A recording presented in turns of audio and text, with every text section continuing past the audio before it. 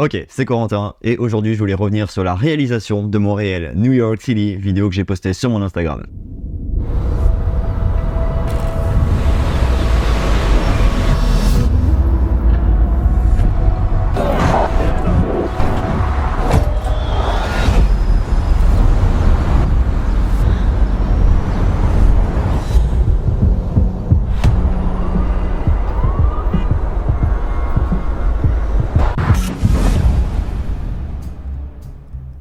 Un réel, c'est avant tout un format 9/16e, du portrait, enfin en principe.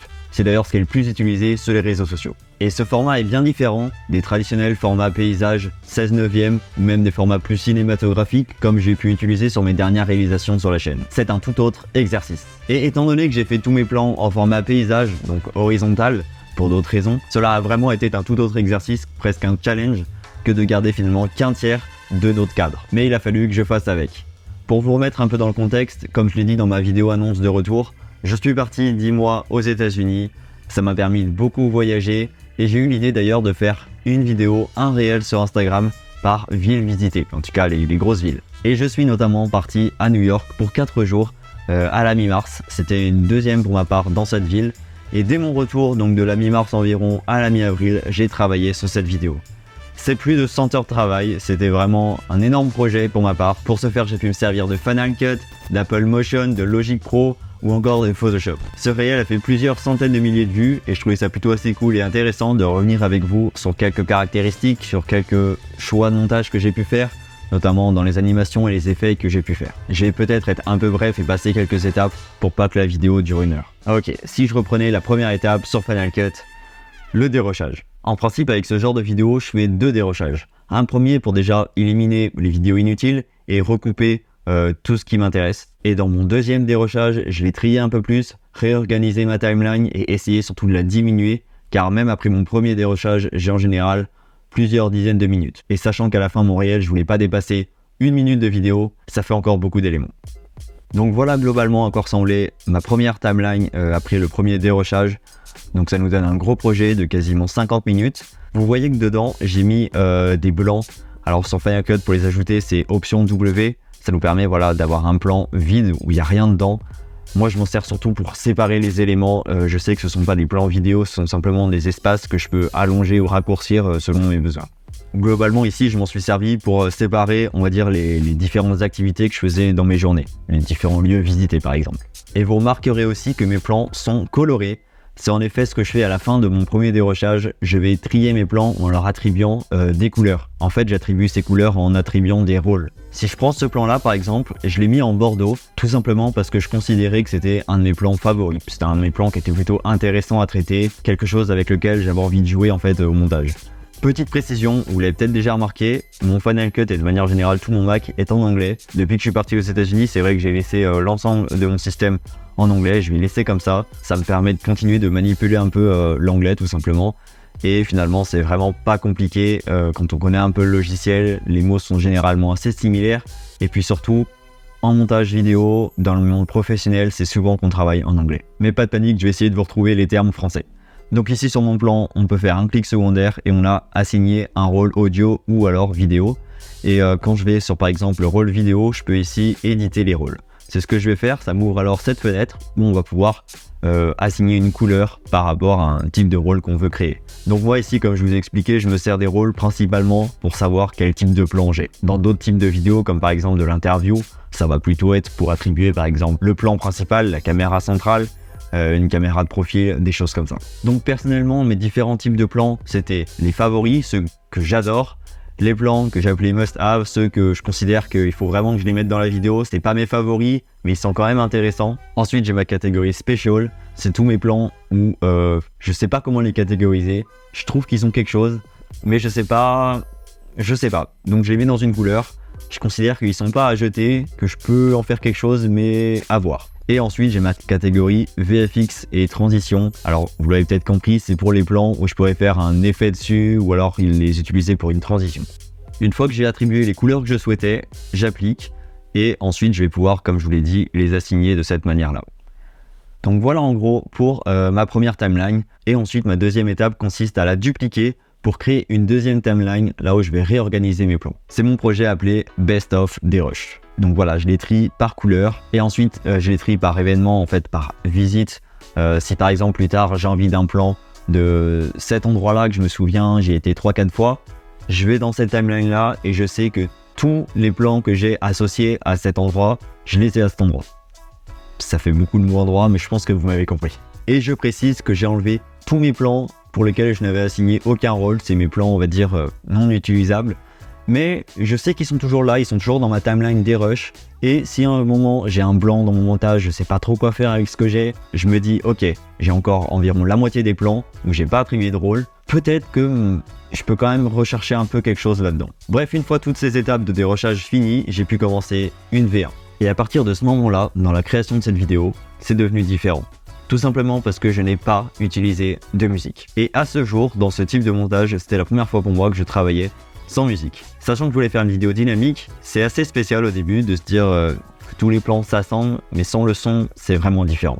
Et finalement, les idées sont quand même venues, et je me suis rendu compte que ça pouvait fonctionner. Cette vidéo était pour moi de toute manière un nouveau processus de création, et une autre caractéristique était différente. En termes de colorimétrie, j'ai choisi de faire un montage en noir et blanc. Dans ma première timeline, j'ai simplement utilisé un calque. De cette manière-là, à tout moment, je peux désactiver mon calque pour voir ce que ça donne en couleur.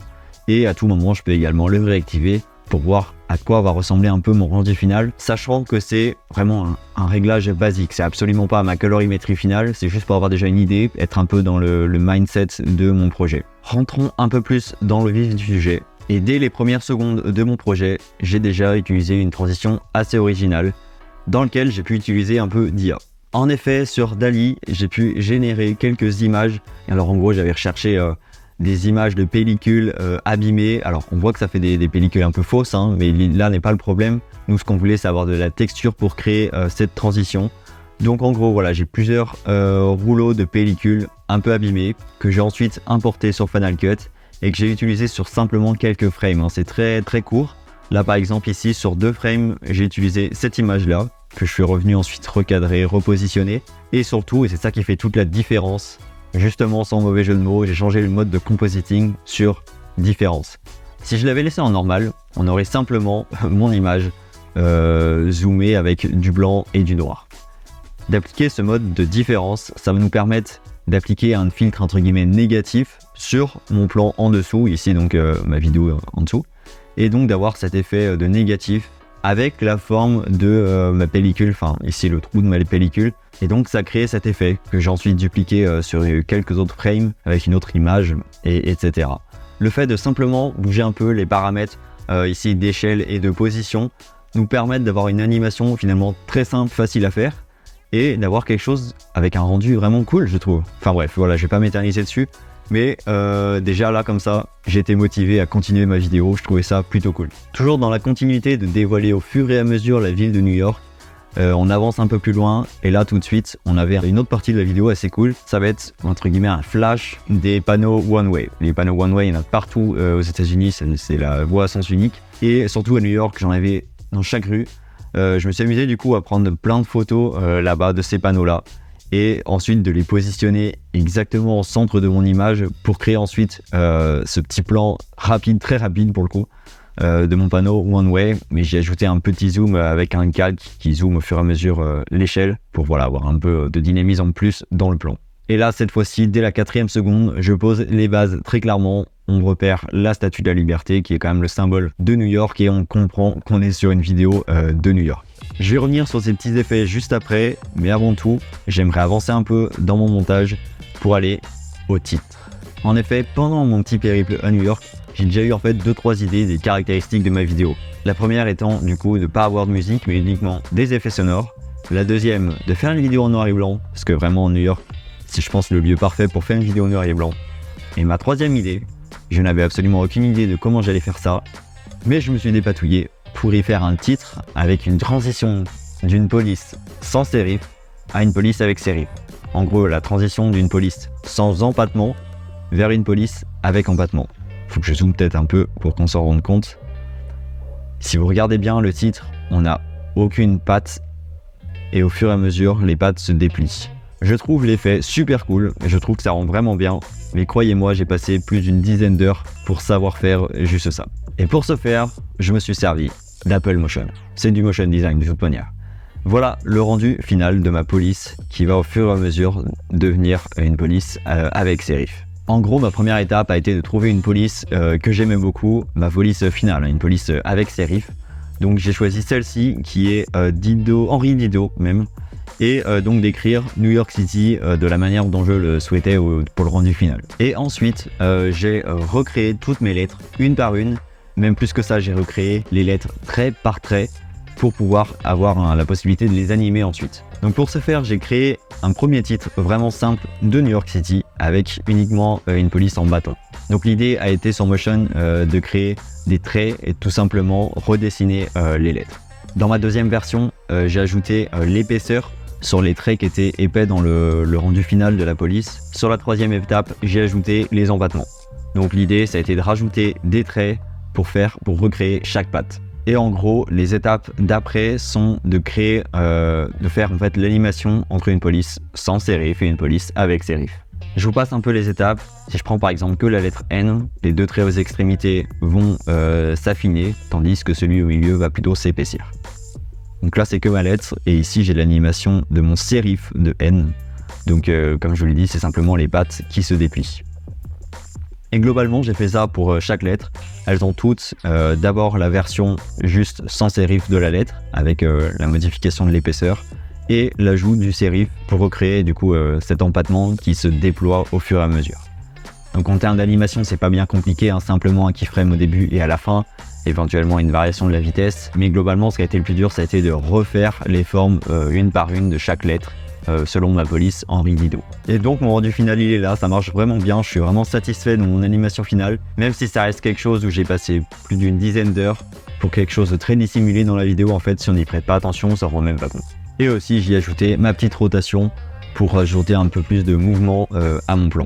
D'ailleurs, cette petite technique de variation d'une forme à une autre, ça s'appelle du morphing. Ici je l'ai utilisé pour de la police, donc on pouvait dire que c'était un titre de morphing d'une police sans sérif à une police avec sérif. Ok, je vais m'arrêter là pour le titre et je vais passer à 2-3 autres caractéristiques assez cool, notamment le déploiement de quelques bâtiments comme ici la Statue de la Liberté et ici le Chrysler Building. J'ai d'ailleurs isolé ce plan là parce que finalement c'est le même processus pour les autres.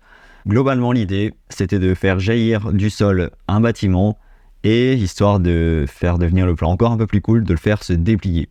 La première étape pour faire cet effet était d'exporter image par image mon plan qui durait ici 28 frames. D'ailleurs, petite précision, je l'ai exporté en couleur pour vraiment avoir aucun fil, pour avoir vraiment mon plan d'origine. Ah, en revanche, petite précision, je l'ai exporté avec le motion blur pour qu'on garde cet effet de flou de mouvement du coup sur ma vidéo, malgré que j'y ajoute l'effet. Mais je vais y revenir un peu plus tard.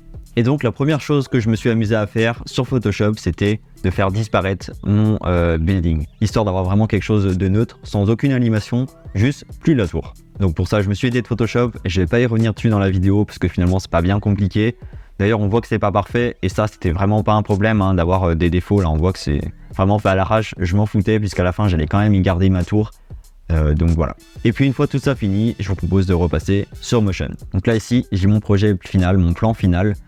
À part que il n'y a pas de motion blur. Voilà, ici on n'a pas le flou de mouvement sur la tour, et c'est ce que je vous conseille de faire quand vous travaillez sur Motion, c'est de désactiver le rendu avec le flou de mouvement pendant que vous travaillez, et utilisez-le simplement à l'export en fait, parce que sinon ça va vraiment ramer. Et donc ici, si je désactive un peu mes calques, on a donc ma vidéo sans la tour derrière. Alors à savoir qu'à partir d'un moment, environ une seconde, on a le plan original, puisqu'à partir de là, je voulais pas que l'animation continue. Je voulais que mon animation, elle fasse environ uniquement 28-27 frames, et qu'à partir de là, on retrouve la vidéo originale. Et donc, ma première étape sur Motion a été d'ajouter et d'animer ma tour. Ici, pour ce faire, j'ai détaché ma tour en plusieurs étapes, plusieurs niveaux, si vous voulez. Parce qu'en fait, j'ai trouvé ce plan super intéressant, étant donné que le Chrysler Building est constitué de différents compartiments, si je peux dire. Donc, vous voyez très bien en fait qu'il y a différentes zones que j'ai chacune détourées. Et ensuite, le procédé de cette animation, c'était de les faire jaillir du sol à une vitesse différente. C'est pour ça qu'ici, on voit d'ailleurs les keyframes qui se finissent tous les uns après les autres. Pour faire simple, ma première partie en bas du bâtiment, l'animation va se finir ici à 15 frames, la partie juste au-dessus elle va se finir ici à 16 frames, etc. Et finalement c'est l'antenne, le dernier élément, qui va finir de s'animer, qui va finir de faire son mouvement en dernier. Si je descends, voilà, il va finir ici. On voit qu'il se déplie au fur et à mesure et l'animation n'est pas finie avant l'image 28. Et donc globalement c'est ça, cet effet, c'est vraiment de détourer différentes zones d'un bâtiment, donc ici mon immeuble, et de le faire sortir les uns après les autres. Donc pour les détourer, j'ai utilisé des masques, chaque plan a son propre masque, et voilà. Et puis du coup vous allez le remarquer qu'au début il y avait un petit défaut, que le bâtiment en fait il sort un peu de nulle part, c'est pour ça qu'à la fin j'ai rajouté un masque avec mon plan original pour garder le bâtiment qui est devant. Et donc voilà, et ensuite je l'ai exporté sans oublier du coup de remettre le flou de mouvement pour avoir du flou sur la tour, et le rendu final est correspondant à celui qu'on a dans la vidéo. Donc j'ai utilisé ce procédé sur 3 bâtiments, on l'a vu pour le Chrysler Building, également pour la Statue de la Liberté, et un autre qui est beaucoup plus dissimulé, on le voit pas forcément mais c'était mon but, c'est ici la One World Trade Center, qui va également légèrement jaillir du sol, mais c'est très léger. Je vous propose de passer à la V2 de mon projet, qui est ici, pour lequel j'ai principalement ajouté le son, et puis également en termes de couleur, au lieu d'avoir simplement un réglage de noir et blanc, j'ai commencé à ajouter une lutte qui correspondait à peu près à ce que je voulais, un peu d'effet de glint et de glow, et globalement voilà. Mais c'est toujours pas mon état final de colorimétrie. Parlons donc à présent du sound design. Vous le savez sûrement, la vidéo c'est de l'image mais aussi du son. Et bien je pense que dans cette vidéo, 50% du temps que j'y ai consacré c'était pour le sound design. Et pour ce faire, j'ai choisi de ne pas travailler sur Final Cut. Pour une fois, j'ai utilisé de faire mon sound design sur Logic Pro. Et je vous présente ma timeline de ma vidéo New York City en termes de son uniquement. Pas besoin de les compter, il y a 364 éléments. Ça fait un bon paquet et c'est justement la raison pour laquelle j'ai préféré travailler sur Logic. Et une autre chose qu'on peut faire, c'est d'attribuer des filtres, des effets sur tout un ensemble de sons. En fait, sur Final Cut, si j'applique par exemple de la reverb sur un son, je ne vais pas pouvoir l'appliquer pour les mêmes types de sons. Il va falloir que je recherche l'effet à nouveau et que je l'applique sur mon autre élément. Alors bien sûr, sauf si je fais un groupe. Si je l'applique dans un groupe, là dans ce cas-là, ça fonctionnera. Mais travailler avec des groupes pour le son, c'est pas forcément évident. Donc là, je vous explique en gros, j'ai tout un tas de pistes et j'ai pu appliquer mes effets sur chaque piste. Donc en gros, toutes mes pistes en rouge ou rouge foncé, ça va être mes ambiances. En orange, vous avez les sons type réels, donc les sons qu'on pourrait entendre dans les vidéos. Si par exemple un oiseau qui passe, d'avoir le couic-couic d'un oiseau, ce serait un son réel.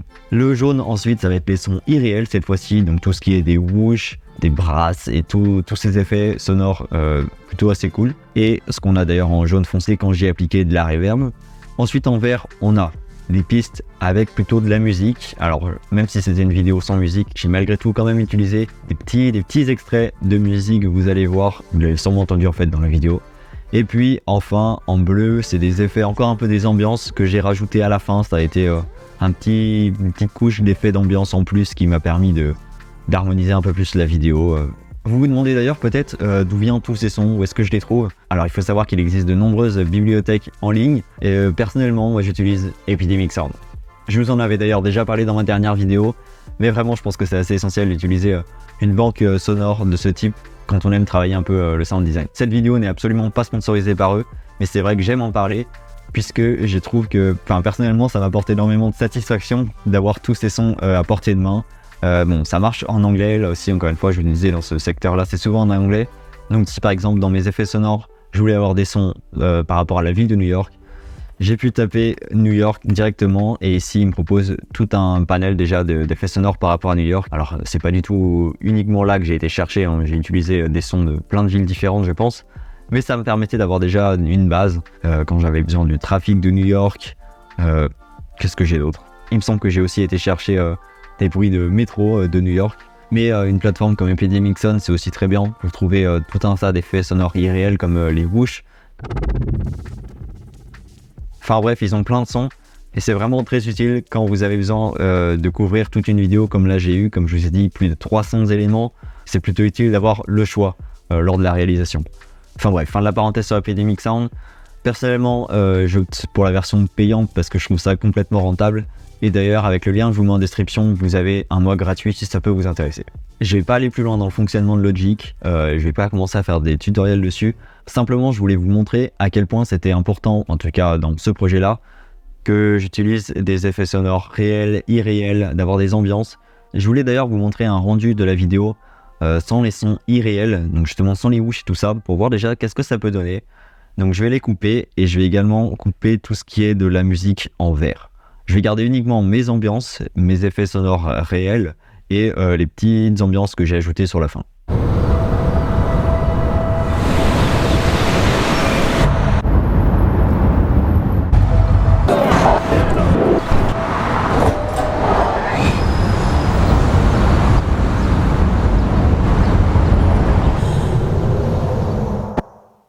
Ok, c'est plutôt cool. Vous l'avez sûrement entendu à la fin, dans mon projet de Logic, il y a de la reverb. Quand je fais pause, on a cette petite reverb à la fin. C'est tout simplement parce que j'ai pu du coup ajouter mes effets de reverb. Si je vais ici donc dans mes ambiances, ici on a en effet Chroma qui a un effet sur Logic de reverb si je clique dessus. Voilà, avec le réglage Concert Hall, avec certainement des petites modifications. En plus des effets de reverb et tout autres effets que j'ai pu utiliser. Travailler sur Logic m'a permis aussi de faciliter tout ce qui était de l'animation et de l'automatisation des volumes en fait sonores. Là ici, si je clique sur Harp, ça m'affiche toutes les variations des gains de chaque piste, de chaque extrait en tout cas de piste. Vous voyez qu'il y en a beaucoup, c'est comme ça que vous allez comprendre que j'ai passé beaucoup de temps. Mais voilà, c'était également important de jouer là-dessus pour recréer toute l'ambiance sonore de ma vidéo. Je vous propose maintenant de faire l'inverse. Je vais réactiver tous mes éléments de type effets sonores irréels, les whoosh et compagnie, mais je vais garder que eux cette fois-ci. Je vais couper tout le reste.